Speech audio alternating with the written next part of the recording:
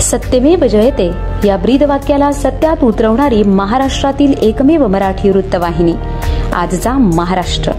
शिक्षिका मूकबधीर विद्यार्थिनींकडून वृक्षांना रक्षाबंधन। Rotary club school for deaf व पर्यावरणवादी सामाजिक संस्था शहापूर यांच्या संयुक्त विद्यमाने तालुक्यातील वासिंद विभागातील 10 गाव येथील निसर्गरम्य परिसरात वृक्षारोपण करून परिसरात वसलेल्या वृक्ष वनसंपदेला राखी बांधून पर्यावरणीय नाविन्यपूर्ण उपक्रम राबवण्यात आला आहे।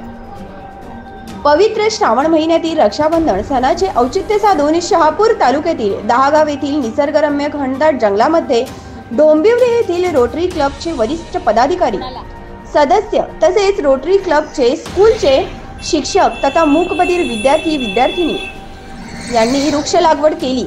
वनाला आपले सगळे सोयरे मानत एकंदरीत वृक्षवल्ली आम्हा सोयरे वनचरे हा बोध घेत वृक्षांना आपले कुटुंबीय सदस्य समजत त्यांची जोपासना केली पाहिजे।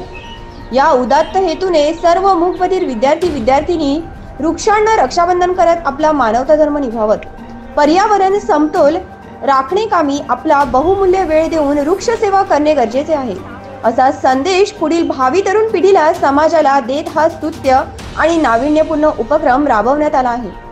या अभूतपूर्व सोहळ्याप्रसंगी प्रमुख आयोजक पर्यावरणवादी सामाजिक संस्थेचे संस्थापक अध्यक्ष रवींद्र गोतरणे, रोटरी क्लब डोंबिवली अध्यक्ष Sameer Kulkarni, rotary club for डेफ च्या मुख्याध्यापिका अपेक्षा ठाकूर, आयोजक शुभांगी गायकर, योगिता तलवारे, स्वरा सप्रे, भाऊसाहेब राठोड, अमोल ढेंगे, योगीराज महाले, अनिल सरदार, शिक्षकेतर कर्मचारी सुरेश जाधव, जगतराव खोदरे, रुचिता गोसावी आदी मान्यवर तसेच विद्यार्थी यांच्या उपस्थितीत हा नाविन्यपूर्ण रक्षाबंधन सोहळा संपन्न झाला।